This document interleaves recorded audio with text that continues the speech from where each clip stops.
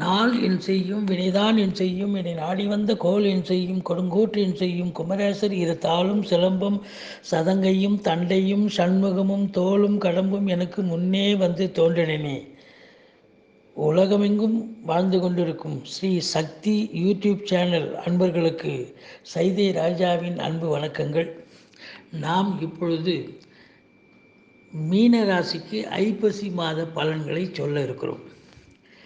ஐப்பசி மாதம் 17/10/2020 முதல் 15/11/2020 வரை ஐப்பசி 15ஆம் தேதி பௌர்ணமி திதி வருகிறது. ஐப்பசி 29 அமாவாசை திதி வருகிறது.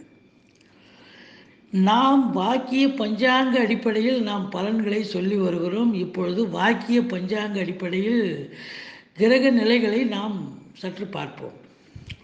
மேஷத்தில் செவ்வாய், ரிஷபத்தில் ராகு, சிம்மத்தில் சுக்கிரன், கன்னியில் புதன், துலாத்தில் சூரியன், விருச்சிகத்தில் கேது, தனுசுவில் குரு, சனி இருக்கிறார்கள். இப்போ இந்த ஐப்பசி மாதம் 30 நாளில் கிரகங்கள் மாறும் இல்லையா? ஆரம்பத்தில் இந்த கிரக நிலைகள் இப்போ 30 நாளில் மாறக்கூடிய ஒரு நிலை இருக்கும். இப்போ ஐப்பசி 7ஆம் தேதி மாலை சுக்கிர பகவான் சிம்மத்திலிருந்து கன்னிக்கு மாறுகிறார். ஐப்பசி 10ஆம் தேதி காலை மேஷத்தில் இருந்து இருக்கிற செவ்வாய் பகவான் மீனத்திற்கு சென்று விடுகிறார். ஐப்பசி 19ஆம் தேதி புத பகவான் கன்னியிலிருந்து துலாத்திற்கு சென்று விடுகிறார். ஐப்பசி 30 அதாவது நவம்பர் 15ஆம் தேதி குரு பகவான் அதாவது குரு பெயர்ச்சி நடக்க இருக்கிறது. குரு பகவான் தனுசிலிருந்து மகரத்திற்கு செல்ல இருக்கிறார். இது கிரகங்களுடைய நிலைகள். இந்த கிரக நிலைகள் என்ன பலாபலன்களை மீனராசிக்கு ஐப்பசி மாதத்தில் தர இருக்கிறது என்பதை சற்று விளக்கமாக பார்ப்போம். மீனராசி அன்பர்கள் ரொம்பவும் குருவின் ஆதிக்கம் இருப்பதால் அடுத்தவர்களுக்கு உதாரண புருஷராக விளங்குவார்கள். அவர்கள் பொறுத்தவரையிலையும் எது செஞ்சாலும் சரியாக செய்யணும், சரியாக பண்ணணும் அப்படிங்கிற ஒரு கான்செப்ட் ரொம்பவும் அதாவது அடுத்தவங்களுக்கும் ஓரளவுக்கு உபதேசம் சொல்லக்கூடிய ஒரு கேரக்டர் இவங்களுக்கு இருக்குது. இந்த ராசி அதிபதி அப்படின்னும்போது உங்களுக்கு 10ஆம் இடத்துல இருக்கிறார். ராசி அதிபதி எப்பவுமே 10ஆம் இடத்துல இருக்கிறார் அப்படின்னு சொன்னால் உங்களுடைய எண்ணங்கள், செயல்கள், சிந்தனைகள் அனைத்தும் நீங்கள் வேலை பார்க்கும் வேலையை பற்றித்தான் இருக்கும், அல்லது நீங்கள் தொழில் செய்யும் இடத்தில் தொழிலை பற்றியதான சிந்தனையாகத்தான் இருக்கும். ஆதலால் நீங்கள் திறம்பட இந்த மாதம் தொழிலை அபிவிருத்தி செய்து நன்றாக நல்ல பலனை அடையக்கூடிய ஒரு மாதமாக இது அமைகிறது. வேலை பார்க்கும் அன்பர்களும் எந்த ஒரு பிரச்சனையும் இல்லாமல் நல்ல பெயரெடுக்க நன்றாக பணிபுரிவார்கள் என்று சொல்லலாம். ராசி அதிபதி 10ஆம் இடத்தில் இருந்தாலே கௌரவம், புகழ், அந்தஸ்து, பதவி இதெல்லாம் தானாக தேடி வருங்க. அதுவும் 10ஆம் இடத்துல குரு இருக்கார் இந்த மீன ராசிக்குன்னு சொன்னால் சில பேருக்கு இந்த கௌரவ பதவிகள் கூட வரும். இந்த கௌரவ பதவிகள் அப்படின்னு சொன்னால் இந்த சங்கம், அப்புறம் கோயில் நிர்வாகம், இது அப்புறம் அங்கங்கே இருக்கிற ஒரு சொசைட்டி, அது மாதிரி ஒரு குடியிருப்போர் நல சங்கம் அப்படின்லாம் சொல்கிறாங்க இல்லையா? இது மாதிரி ஏதாவது ஒரு சங்கத்துக்கு ஒரு உயர் பதவி, கௌரவ பதவி கிடைக்கக்கூடிய ஒரு நிலை ஒரு சில ராசி அன்பர்களுக்கு திருப்திகரமாக இருக்கிறது. 2ஆம் இடத்தில் செவ்வாய் 9 நாட்கள் இருக்கிறார். ராசியில் 21 நாட்கள் இருக்கிறார். இப்போ ராசியில் செவ்வாய் பகவான் இருக்கிறார். 2ஆம் இடத்து அதிபதி ராசியில் இருக்கிறார். செவ்வாய் எப்போவுமே ராசியில் இருக்கார் சொன்னால் அவர் கொஞ்சம் சுறுசுறுப்பாக விறுவிறுப்பாக இருப்பார். வழக்கமாக நிதானித்து செய்யலாமா செய்யக்கூடாதாங்கிறத ஒரு கான்செப்ட் இந்த மீனராசி என்பர்களுக்கு. குரு அவசரப்பட மாட்டார், எதை செஞ்சாலும் சரியாக செய்யணும்னு நினைப்பார். ஆனால் செவ்வாய் அப்படி கிடையாது, மூர்க்கத்தனம். இது சரிப்பட்டு வருமா வராதான்னு யோசனையே இல்லாமல் தடாலடியாக இறங்கி செயல்படக்கூடிய ஒரு கேரக்டர் செவ்வாய். அப்போ செவ்வாய் மீனத்தில் அமர்ந்திருக்கிறதால உங்களுக்கு இந்த மாதம் கொஞ்சம் சுறுசுறுப்பு விறுவிறுப்பு கொஞ்சம் அனாவசியமாக இருக்கும், அதிகப்படியாக இருக்கும். பட் இருந்த போதிலும் கொஞ்சம் ஆக்டிவ்னஸ் இருக்கும், கண்டிப்பாக ஆக்டிவாக இருப்பீங்க. ஓரளவுக்கு பாசிட்டிவ் ரிப்போர்ட், ஏன்னா ராசி அதிபதி நல்ல நிலையில் இருக்கிறான் இல்லையா, அதனால் ஒரு பாசிட்டிவான நிலை தான், ஒன்றும் நெகட்டிவ் கிடையாது. இப்போது 2ஆம் இடத்தை குரு பார்க்குறார்.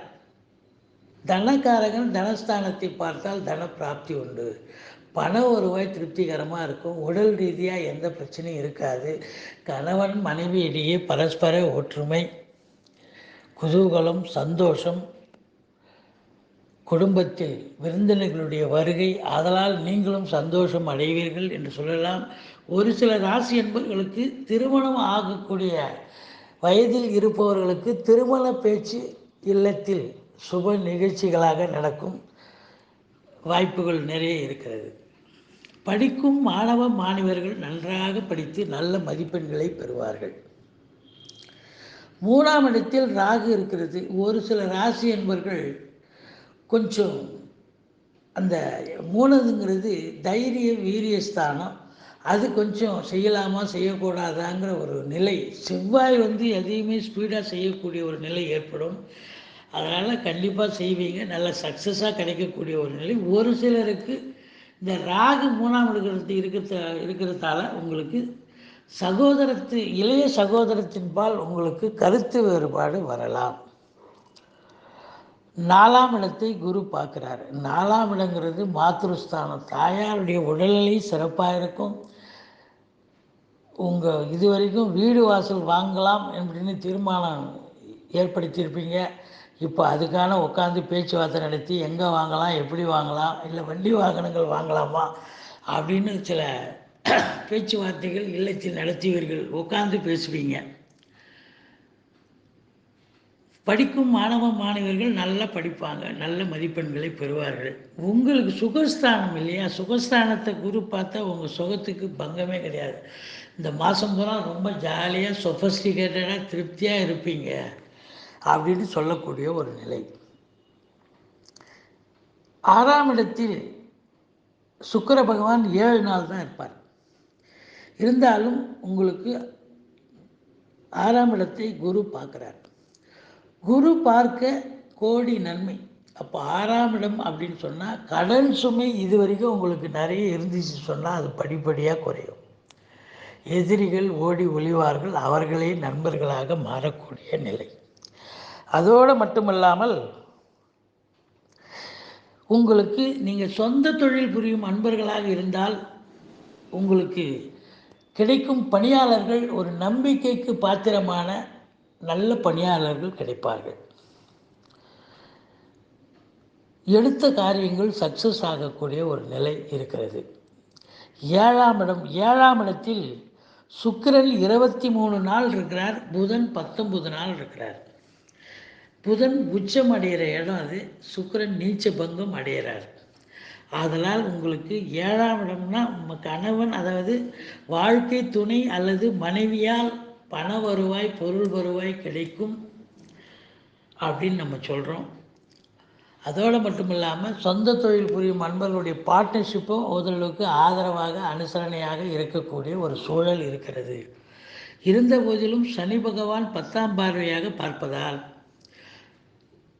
மேலே சொன்ன விஷயங்களில் கொஞ்சம், அதாவது மேலே சொன்ன விஷயம் அப்படின்னு சொன்னால் கணவன் மனைவி இடையே கருத்து வேறுபாடு ஒரு சிலருக்கு வரலாம். பார்ட்னர்ஷிப்பு என்று சொல்லக்கூடிய கூட்டாளிகள் கூட கொஞ்சம் கருத்து வேறுபாடு வரலாம். அதோடு மட்டுமல்லாமல் தாய்மாமன் உறவிலும் கருத்து வேறுபாடு வரக்கூடிய ஒரு நிலை இருக்கிறது அப்படின்னு நம்ம சொல்கிறோம். இப்போது நீங்கள் வேலை செய்கிற இடம், அலுவலகம், ஆஃபீஸு, சொந்த பந்தம், நட்பு வட்டாரம், அனைத்து இடங்களிலும் நீங்கள் கொஞ்சம் ஜாக்கிரதையாக பார்த்து பேசணும். ஏன்னா பிரச்சனைகள் ஏதாவது வரும், அதனால் நீங்கள் காஷியஸாக விழிப்புடன் இருக்க வேண்டியது உங்களுடைய கடமையாகிறது. 8ஆம் இடத்துல சூரியன் இருக்கிறார். அதாவது 6ஆம் இடத்து அதிபதி 8ல் போய் மறைஞ்சிருக்கிறது கெட்டவன் கெட்டிலும் கெட்டிலும் ராஜயோகம்தான் நீச்சப்பட்டிருக்கிறார். அதனால் உங்களை பொறுத்தவரையிலையும் என்ன அப்படின்னு சொன்னாக்கா, இந்த சூரியன் நீச்சம் அடைகிறது நல்ல விஷயந்தான். ஏன்னா 6ஆம் இடத்து அதிபதி இல்லையா, அவர் நீச்சம் அடைகிறதால உங்களுக்கு எந்தவித ஒரு நெகட்டிவ் கிடையாது, பாசிட்டிவ் எனர்ஜி தான் கண்டிப்பாக இருக்குது. 9ஆம் இடம், இந்த 9ஆம் இடத்தில் கேது பகவான் இருக்கிறார். 9ல் கேது இருக்கிறதால ஞானத்தை தருவார். அதாவது ஆன்மீகத்தை, ஒரு 50 வயதுக்கு மேல் உள்ளவர்களுக்கு ஆன்மீகத்தை அதிகம் நாட்டத்தை தருவார். ஒரு சிலர் காசி ராமேஸ்வரம்னு தீர்த்த யாத்திரை மேற்கொள்ளக்கூடிய காலமாக இது அமைகிறது. இந்த மாதம் வாய்ப்பிருந்தால் அவர்கள் செல்லக்கூடிய ஒரு நிலை இருக்கிறது. இல்லை என்றால் அக்கம் பக்கத்தில் கோயிலுக்கு கொஞ்சம் பக்கம் நியர்பை ஒரு 50 கிலோமீட்டருக்குள்ளே இருக்கிற கோயிலுங்கள்லாம் போயிட்டு வரக்கூடிய ஒரு சூழல், ஒரு 100 கிலோமீட்டருக்குள்ளே இருக்கிற கோயில்கள்லாம் போயிட்டு வரக்கூடிய ஒரு சூழல். அதாவது ஆன்மீக பயணம், ஆன்மீக தேடல் அவங்களுக்குள்ள கண்டிப்பாக இருக்கும். அதே நேரத்தில் தகப்பன் வழி சொந்தங்களால், அதாவது தகப்பனுக்கும் உங்களுக்கும் கருத்து வேறுபாடு வரும். தகப்பன் வழி சொந்தங்கள்னு சொன்னால் பங்காளிகளுக்கும் கூட கொஞ்சம் கருத்து வேறுபாடு வரக்கூடிய ஒரு நிலை இருக்கிறது. 10ஆம் இடத்தில் குரு பகவான் இருக்கிறார், சனி பகவான் இருக்கிறார். 10ல் குரு இருப்பதால் இதுவரைக்கும் வேலைவாய்ப்பு கிடைக்காத தேடிக்கொண்டிருக்கும் இந்த மீனராசி அன்பர்களுக்கு இந்த மாதம் வேலைவாய்ப்பு கண்டிப்பாக கிடைக்கும். வேலையில் உள்ளவர்களுக்கு பதவி உயர்வு, ஊதிய உயர்வு அல்லது தேவையான சந்தோஷமான இடமாற்றம், பணியிடமாற்றம் கிடைத்து சந்தோஷம் அடைவீர்கள் அப்படின்னு நம்ம சொல்கிறோம். சொந்த தொழில் புரியும் அன்பர்கள் மிகவும் தொழிலை அபிவிருத்தி செய்து அரசாங்கத்தின் மூலமாக அல்லது வங்கிகளின் மூலமாக கடன் உதவி பெற்று தொழிலை அபிவிருத்தி செய்து இன்னும் மேன்மேலும் நல்ல ஒரு லாபத்தை ஈட்டக்கூடிய ஒரு மாதமாக இது அமைகிறது. ஏன் என்று சொன்னால், உங்களுக்கு 11ஆம் இடத்து அதிபதியே 10ஆம் இடத்தில் தான் இருக்கிறார். அதனால் 11ஆம் இடத்து அதிபதி 10ல் இருப்பது என்பது லாபம், வரும் லாபத்தை அப்படியே நீங்கள் தொழிலில் போட்டு இன்னும் தொழிலை அபிவிருத்தி செய்து அதிக லாபத்தை பெறக்கூடிய ஒரு காலகட்டமாக இந்த ஐப்பசி மாதம் அமைகிறது என்று சொன்னால் அது மிகையாகாது.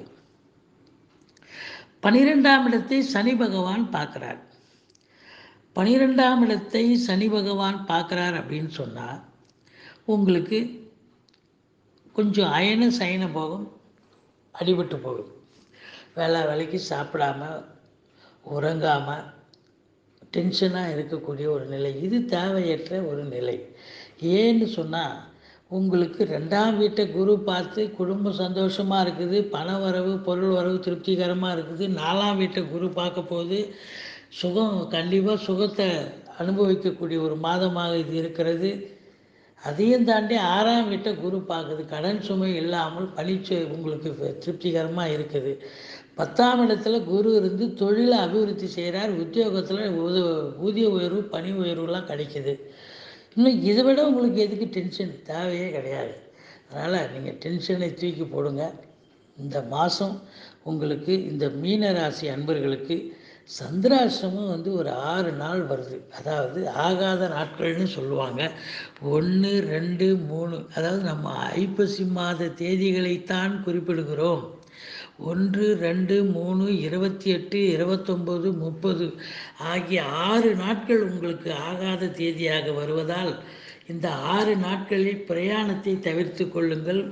புதிய முயற்சிகளில் இறங்காதீர்கள். வழக்கமாக செய்யும் பணிகளை செய்து வாருங்கள். வாழ்க்கையில் எல்லா வளமும் நலமும் பெறுவீர்கள்.